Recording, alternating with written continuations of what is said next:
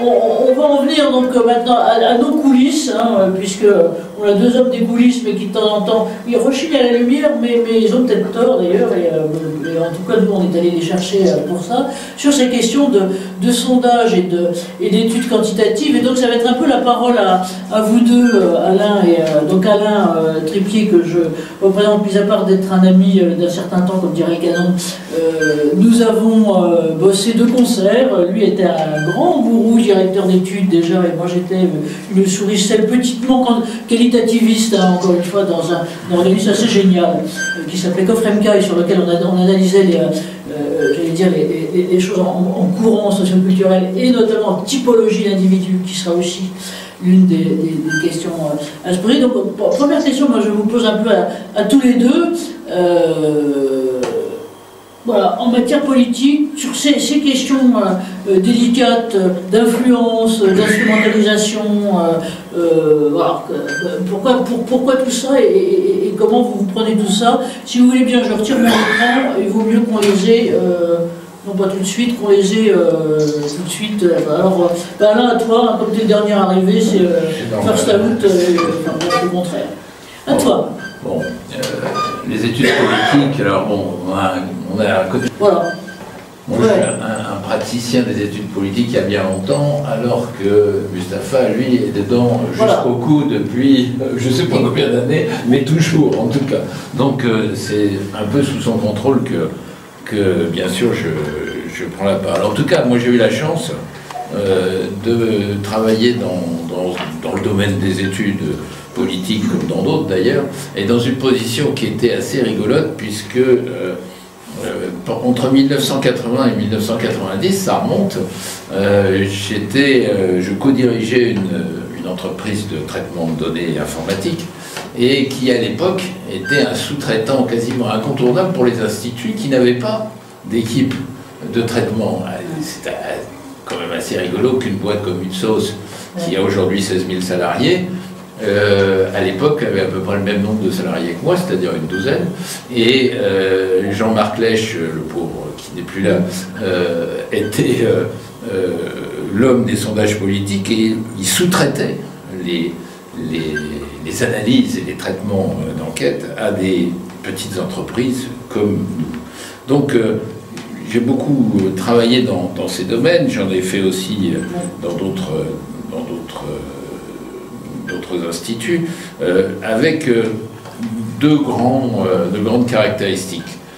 D'abord, le fait que, en général, les gens s'appliquaient quand même beaucoup à avoir des recueils d'informations à cette époque-là, en 80-90, avoir des recueils d'informations qui tiennent la route. Et à l'époque, on faisait soit du face-à-face, soit du téléphone. Justement, qu'est-ce qui a changé là maintenant qu'est-ce qui a changé le recueil quantitatif là maintenant? Comment est-ce qu'on pourrait le qualifier? Juste avant, je voudrais quand même préciser que la particularité des enquêtes politiques, c'est qu'on finit par savoir la vérité. C'est-à-dire qu'à un moment donné, on a le résultat. Donc pendant 6 mois... Non mais, oui. Le résultat, oui. Pendant 6 mois avant, on a des tonnes de sondages qui vont nous avertir sur le résultat final, mais ce résultat, il finit par arriver. Ce qui n'est pas le cas dans beaucoup d'autres enquêtes, pour lesquelles on fait des hypothèses, mais on ne saura jamais vraiment si ça marche. Aujourd'hui, la différence, en fait, ce qui a changé, c'est que les possibilités d'enquête se sont réduites en termes économiques. On a perdu beaucoup de moyens financiers pour faire des enquêtes, et donc il a fallu que les producteurs d'enquête se retournent vers des outils qui soient plus accessibles pour permettre aujourd'hui, par exemple, de faire 600 questionnaires sur 600 enquêtes sur les présidentielles. On ne faisait pas autant d'enquêtes il y a une quinzaine d'années. Oui, j'ai vu les stats, ça aurait été multiplié par 20 ou 40, même pas en 15 ans ou 20 ans. Et cette multiplication est exclusivement liée au fait que ça coûte beaucoup moins cher, c'est plus facile à faire. Le pendant de cette... Attendez, quelqu'un qui dit que c'est difficilement audible, il faudrait approcher le micro. Oui. Le pendant de cette réduction de budget, finalement, fait qu'on s'est tourné vers des outils plus accessibles et notamment des outils qui fonctionnent en access panel. Après, les access panels, on peut les interroger par téléphone, on peut les interroger par Internet. Aujourd'hui, on ne le fait que par Internet, mais l'essentiel des résultats qui sont fournis notamment sur le présidentiel de 2022 est issu de résultats construits à partir de panels. Les panels, c'est entre 2,5 millions et 3 millions de Français qui sont inscrits et qui sont interrogés régulièrement. Alors, dans le dernier test qu'on a fait, on arrive à des gens qui répondent une fois par semaine en fait, à des questionnaires. Ah, et donc on a des addicts, c'est des entraînés. On a des gens qui sont très entraînés et donc forcément, ça a forcément un impact sur la manière dont on doit utiliser ces sondages. Ouais. Pour revenir à ça, question pour l'un et l'autre, juste pour caractériser une étude, non, de son côté plutôt, pour caractériser un panel par rapport à une autre enquête. Qu'est-ce que c'est qu'il y a, juste pour tout le monde, pour redéfinir par rapport à un échantillon, je vais dire, autre? Alors, en fait, aujourd'hui, on a deux possibilités pour faire des enquêtes. Soit on travaille en population générale, et donc on tire au sort des gens et on les interroge. Donc, comme on n'a pas de moyen de savoir qui sont ces gens, le seul outil qu'on utilise aujourd'hui, c'est le téléphone ou le face-à-face. On va dans la rue, on interroge des gens, ou on les appelle par téléphone. Ça continue le face-à-face encore sur la politique? De moins en moins, c'est très cher par rapport à d'autres outils. Donc, finalement, on fait plus de face-à-face, on fait du téléphone ou de l'Internet. Donc la différence, c'est qu'effectivement, d'un côté, on est sur une population qui est tirée au sort, et d'un autre côté, on est sur une population en fait, qui volontairement s'est inscrite dans un panel pour répondre à des enquêtes. Donc, des gens qui sont récompensés, en fait. Alors, la récompense n'est pas forcément très importante, on parle de moins d'1 euro par enquête, mais néanmoins, ce sont des gens qui sont récompensés et qui vont participer à différents sondages.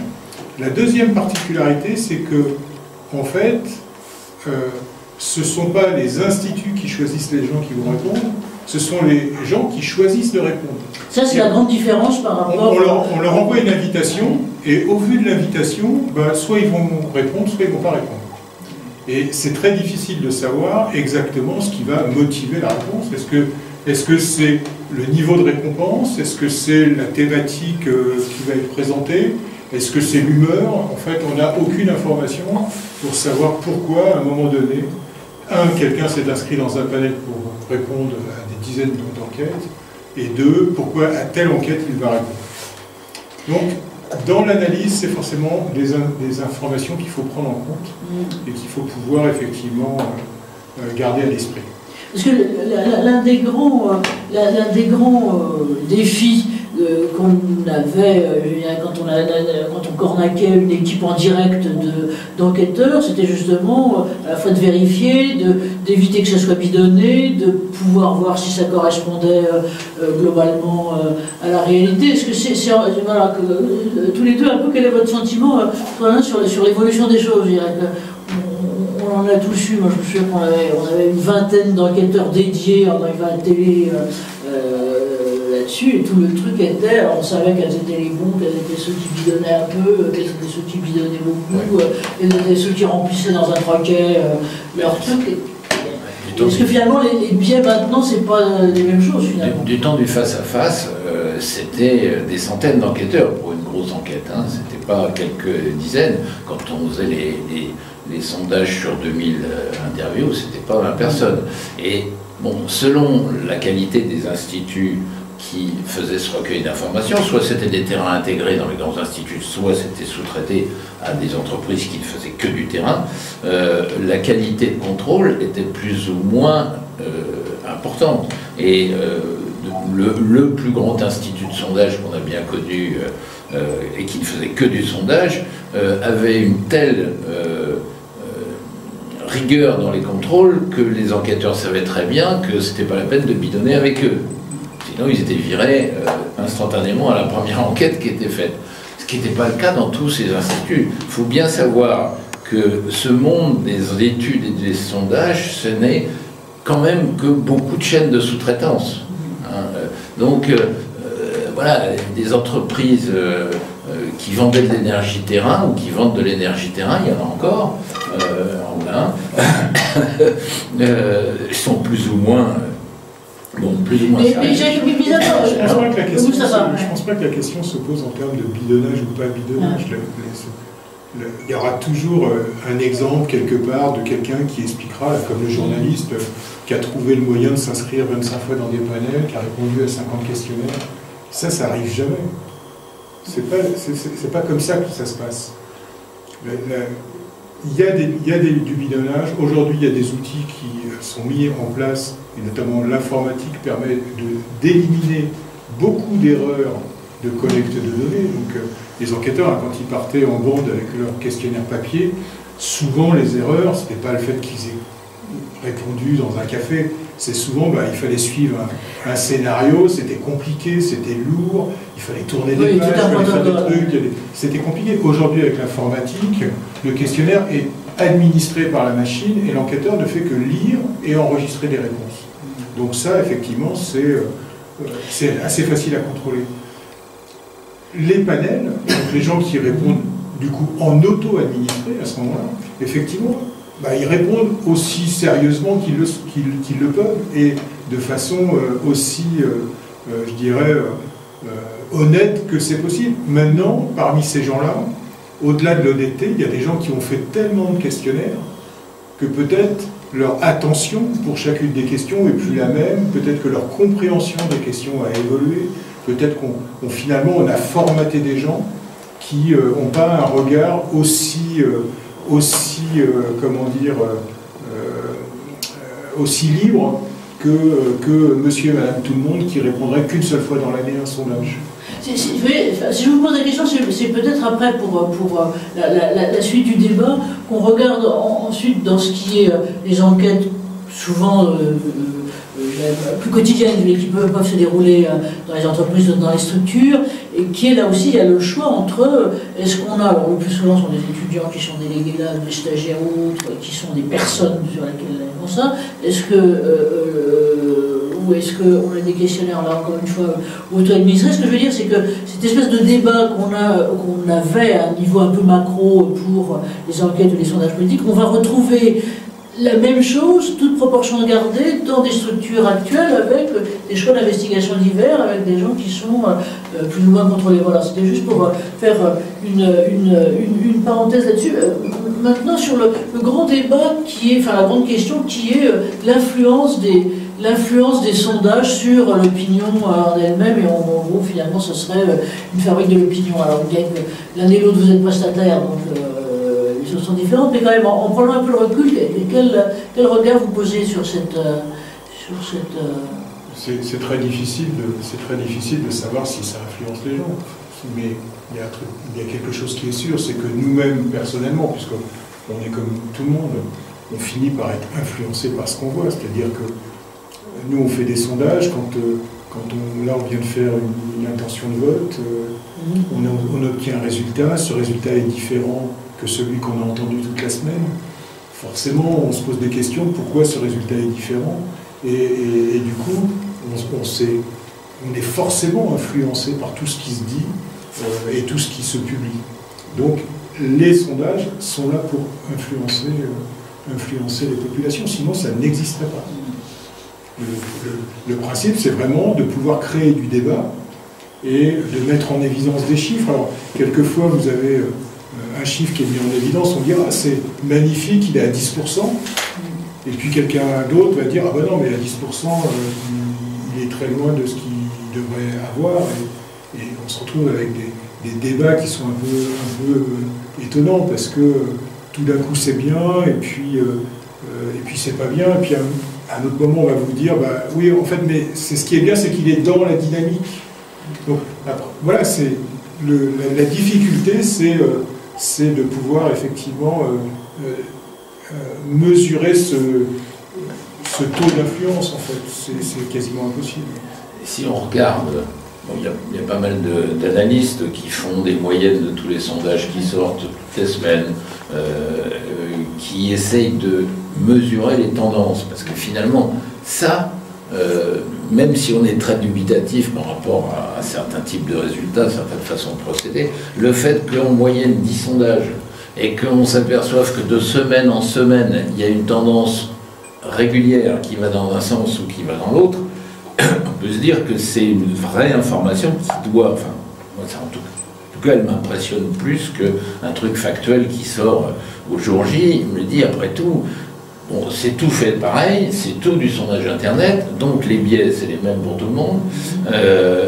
Donc si, sur l'espace de 2 semaines ou 3 semaines, on a une évolution de quelques points, ça doit vouloir dire quelque chose, et je pense que ça influence beaucoup les gens. Moi, ce que je ressens, c'est effectivement un sondage qui suit les évolutions pendant un certain temps répétées. J'ai une certaine confiance. Par contre, un sondage qui donne un résultat absolu, je suis amené à un grand doute, et alors je voudrais que vous m'aidiez à comprendre pourquoi il y a effectivement des effets surprises. Il y a une série de sondages qui montrent un résultat, et puis le résultat final va être totalement différent. Dans les journaux, on en parle bien sûr, on les chauffe avec ça, mais comment s'expliquent ces décalages qui arrivent de temps en temps? L'opinion représentée par les sondages a l'air de dire ça, mais le jour de l'échéance, c'est autre chose. Parce que ça, c'est souvent parce que la population étudiée n'est pas la population qui aura voté. Donc, globalement, les écarts sont liés simplement à ces populations. Ce qu'on voit quand on compare les résultats obtenus sur comment dire, une population tirée au sort par rapport à une population panélisée, en fait, ce sont des écarts qui sont relativement importants, voire très importants. Pour prendre un seul exemple, lorsqu'on demande aux gens s'ils sont inscrits sur les listes électorales, donc ce qu'on vient de faire la semaine dernière, quand on est sur une population générale tirée au sort, il y a 18% de personnes qui vous disent qu'ils ne sont pas inscrits. Quand vous interrogez sur cette même question un panel, on tombe à 6%. Donc il y a bien une différence entre les deux populations qui sont étudiées. 6% invérifiés et invérifiables. Alors après, quand on demande à ces gens-là, chacun de leur côté, pourquoi ils sont pas, pour quelles raisons ils ne sont pas inscrits sur les listes électorales, on se rend compte que finalement, majoritairement, mais sur les 2 échantillons, c'est parce qu'ils sont étrangers et donc ils n'ont pas le droit de vote. Donc ça, c'est assez clair. Cela étant, ce n'est pas suffisant parce que dans la partie panéliste, par exemple, ils ne sont que la moitié par rapport à l'échantillon en population générale. Donc ces populations sont différentes et donc forcément le résultat qu'on obtient peut être très différent au final. Si aujourd'hui on ne travaille que sur des sondages auprès de panélistes, 100% quasiment des sondages qui ont été publiés sont des sondages auprès de panélistes, et donc forcément le regard qu'on a est un regard qui est celui élaboré à partir de ces questionnaires-là. Si demain un autre opérateur sortait un sondage à partir d'une autre source, d'une autre population, eh bien il pourrait obtenir un résultat différent. Mais est-ce qu'il n'y a pas un facteur congénital, si je puis dire, c'est qu'on interroge sur des intentions, on interroge sur des envies. Et puis le résultat, c'est la décision. Donc les personnes sont interrogées sur une intention, alors qu'on aimerait avoir ce que sera leur décision. Alors, et là, est-ce qu'il n'y a pas un biais systématique? Alors les sondages, ça ne sert pas à savoir le résultat. Ça sert simplement à créer du débat. Ça, je crois qu'il y a un truc qui est essentiel là-dessus, c'est qu'effectivement, on se trompe, et puis nous, de l'autre côté, on prend un peu les choses pour de l'argent comptant, et on peut se tromper complètement sur la finalité. Effectivement, est-ce que on recherche, et peut-être que chacun recherche des choses différentes, hein, est-ce qu'on recherche, on est candidat, par exemple, je ne sais pas si vous êtes en direct avec on parle toujours des politiques, après on regardera le pro différemment, mais vous êtes en direct avec des politiques. Qu'est-ce qu'ils recherchent exactement? Est-ce que c'est une prédiction? Est-ce que c'est être sécurisé? Est-ce que c'est la boule de Mme Irma? Alain, qu'est-ce en direct? À l'heure actuelle, j'en ai connu un certain nombre, pour certains c'est une drogue totalement hard. Bon, pour d'autres ça l'est moins. Mais c'est quand même très addictif. Hein. À partir du moment où on rentre dans le jeu, je ne parle pas forcément du candidat lui-même, hein, mais des équipes qui y a autour. Voilà. À partir du moment où on rentre dans ce jeu, c'est drogue, quoi. Il en faut tous les jours, un petit peu plus, quoi. Bon. ça c'est normal. Moi je suis pas candidat, mais je dirais que dans un projet, on a besoin de savoir où on en est. Donc le politique, il a besoin de savoir où on en est. Qu'est-ce qu'il doit dire, comment il peut attirer les électeurs sur son projet. Le sondage est une photographie à un instant T. Donc ce n'est pas le résultat final, c'est un résultat intermédiaire. C'est-à-dire qu'à un moment donné, on dit, ben voilà, les gens, si on les faisait voter aujourd'hui, voilà ce qu'on obtiendrait comme résultat. Et à partir de là, alors il n'y a pas que l'intention de vote dans les résultats, il y a souvent des informations complémentaires, qui sont des informations qui permettent de déterminer en fait quelles sont les raisons pour lesquelles les personnes vont voter ce jour-là de cette manière-là, sur quel thème ils sont sensibles, comment ils perçoivent chacun des autres candidats, etc., etc. Donc il y a tout un tas d'informations qui vient permettre de savoir pour le candidat où il en est, dans quelle direction il doit aller, qu'est-ce qu'il doit dire, comment il doit le dire. Alors pas forcément aussi factuellement, mais globalement, quelle est la dynamique qu'il doit mettre en œuvre pour arriver à convaincre les gens. Et il faut ajouter que beaucoup d'études qui sont faites pour les équipes des candidats ou pour les candidats ne sont absolument pas publiées. Ne sont absolument jamais publiées. Ah oui, il y a toute une partie, notamment qualitative, il y a énormément d'études quali qui se font, et qui sont complètement secrètes, que les équipes gardent et ne publient jamais. Et en quanti aussi, c'est vrai qu'on pourrait raisonner par rapport au marketing avec des démarches du genre usage et attitude. Quand on fait des études très approfondies pour un produit ou pour un service qui va être commercialisé, qui va être commercialisé, on fait ce qu'on appelle de l'usage et attitude par rapport à ce domaine de consommation. C'est exactement la même chose en politique. Et c'est des trucs lourds.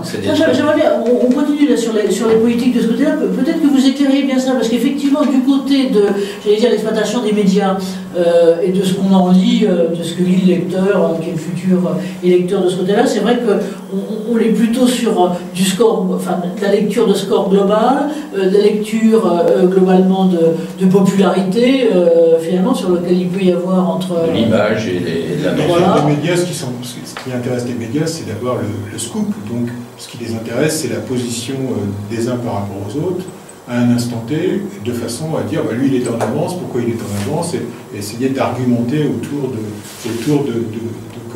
la dynamique derrière chacun des candidats. Mais sur le reste, Alain a raison, il y a plein d'études qui ne sont pas publiées, qui sont beaucoup plus riches en informations que celles qui vont être... On imagine bien, on ne met pas sa stratégie sur la table. Mais je vais justement vous poser une question de ce côté-là. On voit régulièrement, encore une fois, avant chacune des grandes élections, il y a toujours un support médiatique ou autre qui, le cœur sur la main, dit moi, la manipulation par les sondages, moi, jamais. Voilà, il y en avait un de l'Ouest, je crois que c'est un grand de la PQR qui récemment a dit ah, moi, c'est fini, je ne tablerai plus là-dessus. Voilà, un peu votre réaction là-dessus. Est-ce que c'est, j'allais dire, une forme de dépit pas forcément amoureux, c'est parce qu'ils n'ont pas forcément les moyens, parce que je pense qu'il faut. Voilà. Est-ce que, pourquoi c'est diffusé? Et chaque fois, c'est vraiment le marronnier, on en a un qui dit non, moi, sondage, moi, plus jamais, c'est trop manipulateur, je ne veux pas faire ça vis-à-vis de mon opinion. Alain, qu'est-ce que t'en penses, toi? C'est peut-être aussi une façon de faire des économies. Oui, c'est exactement ça, c'est les économies. Oui. Ouais. Tout simple, comme de toute façon, il y en a plein qui sont publiés partout. Oui. Finalement, on publie ou pas en publier pour tel ou tel type de presse, qu'est-ce que ça change? Et quand tu dis publier là, c'est financé. Oui, oui. Il faut surtout s'interroger sur le fait de savoir si ces organes de presse payent réellement ou pas les sondages.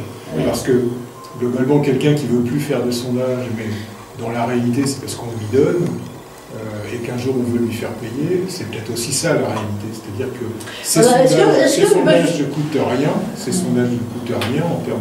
quasiment en termes de prix, et que, effectivement, voilà, le choix est quand même très lié à ça, en fait. Alors sur le premier aspect qu'on a mis en débat, qui est sondage d'opinion publique, y a peut-être des questions de... Oui, c'est ce que j'étais en train de dire. Avant qu'on passe à un autre chapitre. À vos questions, mais moi justement sur les coulisses des sondages, pour le coup, ce qu'on ne voit pas. Donc on a bien compris qu'il y a une chose et qu'il y a une grande partie de contenu, qui soit quanti ou quali, globalement qu'on n'a pas. Voilà. Est-ce que vous pouvez, dans ce que vous pouvez nous en dire, est-ce que vous, par exemple, Mustapha, vous êtes notamment interviewé là-dessus sur des lignes argumentaires ou sur des trucs de positionnement Ce qu'on ne voit pas, c'est que les sondages, c'est pas simplement un chiffre qui se publie. C'est souvent des équipes qui travaillent, c'est très compliqué, très lourd à faire en fait. C'est plutôt très technique. Et on n'a pas des redressements. Et que les chiffres ne sortent pas tout seuls. Et qu'on aurait tort de penser qu'il suffit simplement de poser 2 questions pour obtenir un résultat. Et ça se voit. Est-ce que vous pouvez creuser un petit peu ça, nous expliquer un petit peu ça? Les chiffres, ça ne sort pas tout seul. Alors, tu parlais tout à l'heure de redressement, donc il y a les histoires d'échantillons. Voilà. Est-ce que vous pouvez nous expliquer un peu ça? Quand on construit effectivement l'enquête, il faut déjà déterminer quelles questions on va leur poser, comment on va poser les questions, essayer de trouver des formulations qui soient simples à comprendre, mais qui soient aussi très précises. Donc il y a un gros travail de formulation des questions, d'ordonnancement du questionnaire. Donc ça, c'est la première partie. Après, il faut déterminer sur quel échantillon on va travailler, qui on va choisir, comment on va choisir. Et ça, effectivement, c'est des choix qui vont après impacter les analyses, qui vont impacter la manière d'interpréter les résultats. Donc une fois qu'on a fait ça, après, il y a toute la mécanique. Quand on fait du téléphone, il faut constituer des équipes d'enquêteurs. Généralement, sur un sondage, on a entre 20 et 30 personnes qui vont travailler. Il faut les former, il faut les briefer, il faut leur expliquer en fait le travail attendu. Une fois qu'on a mis cette équipe en place, après, il faut trouver des gens qui veulent bien répondre. Parce qu'il ne s'agit pas de dire on fait un coup de téléphone et 100% des gens vont répondre. Non, ce n'est pas 100% des gens qui vont répondre. Il y a une partie de la population qui répond, il faut chercher l'autre partie. Il faut mettre en place des moyens qui permettent effectivement, au final, de pouvoir toucher toutes les catégories de population, de façon à ce que, globalement, on ait, je dirais, une collecte de données qui soit de très bonne qualité. Et puis, une fois qu'on a ces données, on commence le travail d'analyse, d'interprétation et d'analyse, qui passe d'abord par des traitements. Donc là, les traitements, il y a des choix à faire. Parce que les données qu'on obtient, elles sont brutes. Et donc là, il va falloir s'organiser. Alors là, Alain est beaucoup plus qu'avec moi, mais c'est à partir de là qu'on va choisir les outils, la manière dont on va redresser les données et quelles sont les informations qu'on va conserver au moment du redressement. Ça vaut peut-être le coup de dire un mot sur la mécanique du redressement, c'est très simple. Hein. On interviewe des gens, ils sont théoriquement représentatifs de la population française. Ça, c'est la base. De la population inscrite sur les listes électorales. Une fois qu'on a ça, on a des intentions de vote, par exemple, dans le questionnaire, qui sont considérées comme des résultats bruts. Alors, qu'est-ce qu'on fait? D'abord, on remet l'échantillon au droit fil du socio-démo, comme on dit dans le jargon, c'est-à-dire qu'on dresse par sexe, âge, catégorie socio-professionnelle, région, habitat. Voilà. Ça, c'est la base. Mais après, pour essayer de faire en sorte de coller au mieux à ce que peut être la réalité, on a posé des questions dans le questionnaire qui demandent pour qui vous avez voté à la dernière présidentielle, pour qui, voilà, selon le type d'élection, c'est plus ou moins lourd, mais de toute façon, la base, c'est savoir ce que les gens déclarent comme vote antérieur, la dernière fois, ou la fois d'avant, ou les fois d'avant. Bon. Et là, revient toute la difficulté, c'est que vous savez très bien que les phénomènes de mémoire ou les phénomènes d'occultation, parce que l'autocensure. Il n'y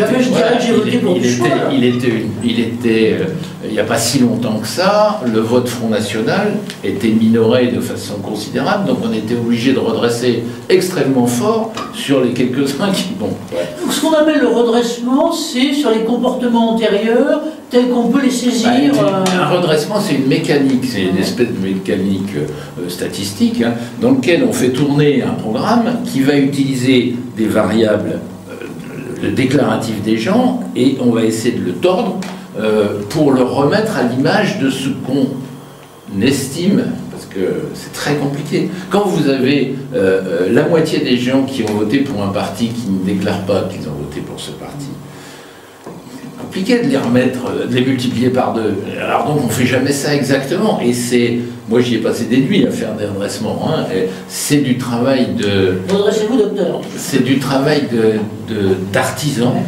Et il y a un politologue avec lequel j'ai bossé assez longtemps qui est décédé pour maintenant. On finissait par s'engueuler à 3h du matin. Et ça c'était du sondage privé. Moi, je disais, bon, on y est là. Quand tu dis le sondage privé, tu l'opposes au sondage... Non publié. Non voilà, publié. Voilà. Non, mais c'est très bien. Ces sondages s'étaient faits, pour ne pas le cacher, pour Jacques Chirac, à l'époque, qui était quand même un addict sérieux au sondage. En fait, l'argument final du politologue contre moi, le besogneux... Le bécaneur oui, qui était le besogneux au clavier, c'était de dire... Mais enfin, Alain, il ne faut pas désespérer le candidat. Voilà. Bon, ça, c'est une phrase que je n'oublierai jamais. Et bon, c'était un type qui était assez honnête. Hein, il essayait de faire... Mais quand même, il fallait pousser un peu le redressement, ce qui est très facile. Hein. Tu bouges un peu un paramètre, pouf, ça y est, ça fait remonter.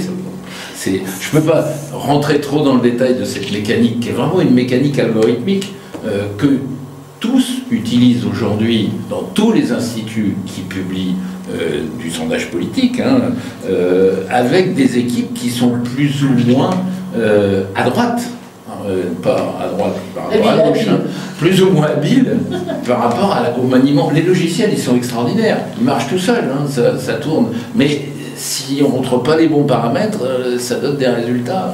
C'est comme dans tout, hein. Toutes nos activités d'études, c'est garbage in, garbage out.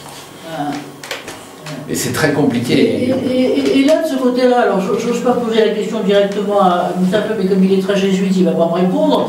Mais en gros, on voit bien ces mécaniques qui sont très complexes, très nécessaires. Très artisanales. Très artisanales, donc qui sont finalement un peu totalement liées quand même à la fois à l'expérience et au flair du data analyst, on dirait là maintenant.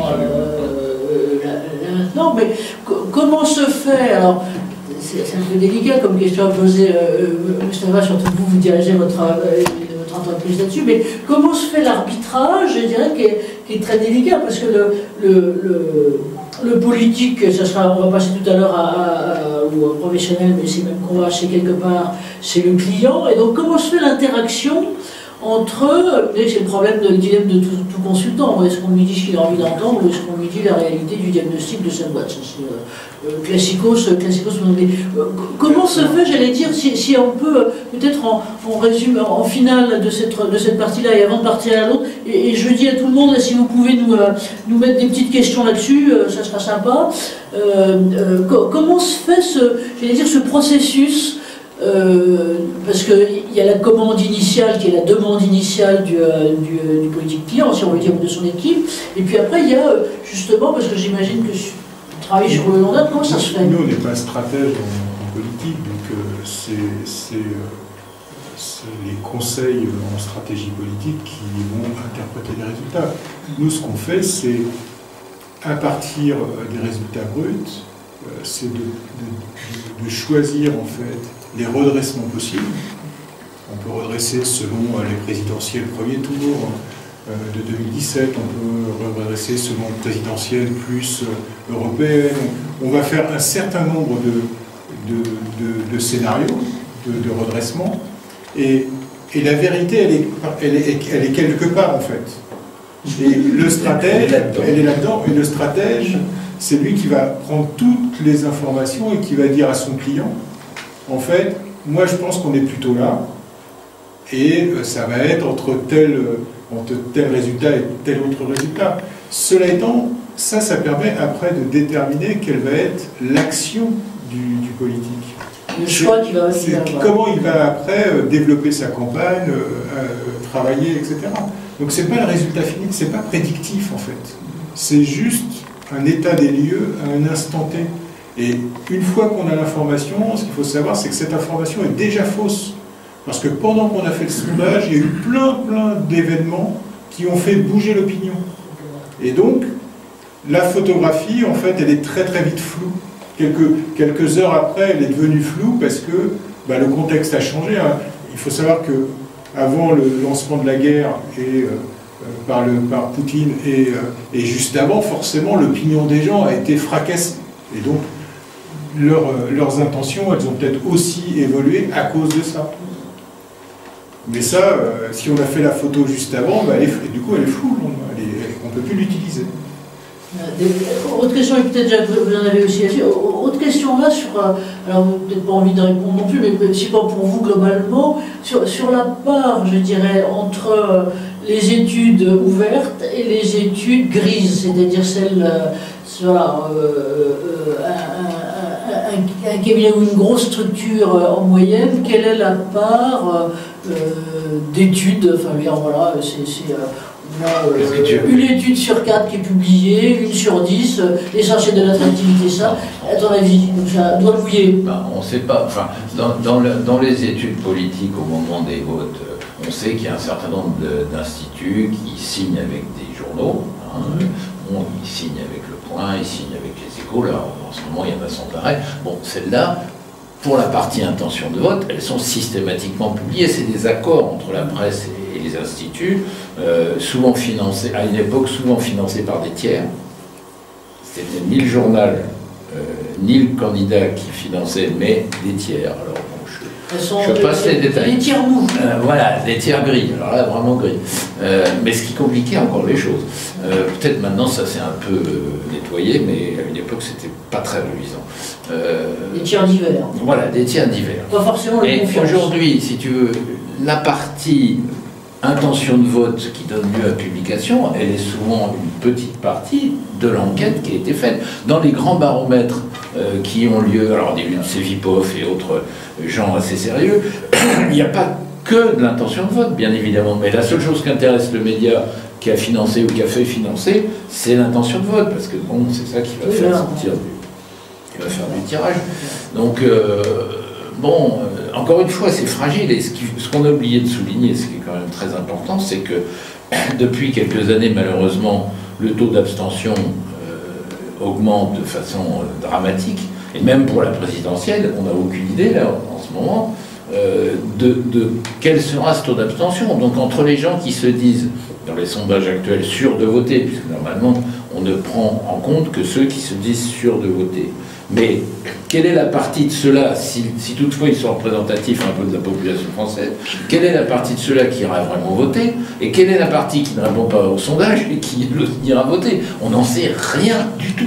On est dans la panade complète, puisque avant on avait 80 et quelques % de participation pour la présidentielle. C'est dans ces eaux. La présidentielle, c'est dans ces eaux. C'était dans ces eaux-là. Maintenant, on ne sait pas si on sera 70 cette année. Donc c'est énorme, ces différences. Ils ont des coefficients des zones d'incertitude qui sont très énormes. C'est-à-dire que tant qu'on est dans la posture de dire, comme vient de dire Mustapha, que en fait c'est une photo à un moment donné, il faut le répéter sans arrêt, on est à peu près clair. Quand on est dans l'intention de vote, tout le monde se projette au niveau de l'élection, et là c'est... Bon, c'est pour ça que tout à l'heure je disais, pour moi la seule information vraiment utile, c'est de regarder les tendances. C'est les tendances. Voilà, au moins là on voit un peu... Mais j'ai remarqué d'ailleurs que cette année, ils ne publient pas des trucs à 14,3. Ils font du 0,5.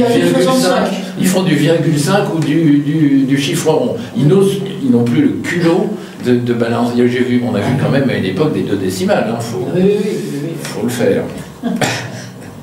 On ne va pas parler des marges d'erreur, mais c'est pareil. Bon, tout le monde maintenant, tout le monde est au courant des marges d'erreur. Quand on est à 50-50 sur 1000.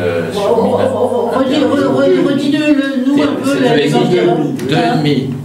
2,5 quand on est à 50-50 sur 1000. Sauf que ça ne peut pas se calculer sur un échantillon en plus de type probabiliste. Donc, de toute façon, tous les sondages étant faits à partir d'un panel, la marge d'erreur, elle n'est pas calculable. Même la vieille méthode des quotas, qu'on utilisait pour les sondages téléphoniques ou les sondages face à face, normalement, on n'a pas le droit de calculer la marge, le fameux 2 racines de PQ sur N, on n'a pas le droit de le faire. Donc, c'est normalement pour les sondages. Alors, juste un petit mot d'histoire, parce que c'est marrant. En 1936, Gallup a prévu l'élection de Roosevelt, le grand Gallup, hein, la boîte existe toujours, a prévu l'élection de Roosevelt. Bon, donc tout le monde était content avec, je ne sais pas combien, 3000 interviews, 4000 interviews sur les États-Unis, ce qui était quand même extraordinaire. Et puis il s'est planté, ce que personne ne dit, c'est que celle d'après, celle de Truman, il s'est planté. Et il a prévu que, je crois qu'il s'appelait Dewey, celui qui était contre Truman, sera élu, mais en fait c'est Truman qui a été élu. Donc viendrait de là, alors c'est un peu anecdotique mais c'est marrant, le désamour des anglo-saxons pour la méthode des quotas. Parce que Gallup, il travaillait au quota comme on travaille. Oui, c'est ça. On a toujours travaillé au quota. Enfin, moi, toute ma vie, on a travaillé au quota. Et même sur les access panels, on fait quand même du quota à l'intérieur de la population de l'access panel. Et du coup, les Anglais, notamment, où quand on était ensemble à la Goframca, je travaillais pas mal avec eux, j'étais époustouflé de voir que pour une étude où nous, on prenait 2000 interviews, ce qui était un luxe, pour l'époque d'aujourd'hui. Maintenant, c'est un luxe. Maintenant, c'est 1000 et puis ça roule. Les Anglais, c'était du 10 000, parce que c'était du random route, c'est-à-dire du tirage au hasard complètement différent de nos méthodes. Il ne faut pas oublier ça, hein. Le quota en France, c'est... Alors justement, le quota, on est en France. Voilà, c'est vrai dans toutes les études, qu'elles soient politiques ou autres. Hein. Voilà, on va en venir justement là maintenant, là où on voit bien finalement l'ensemble de l'incertitude qu'il peut y avoir sur ces questions politiques, avec que vous disiez sur à la fois l'incidence des coûts, des volontés de la baisse des coûts, et donc des méthodes d'échantillonnage et autres, et donc plein d'interrogations là-dessus.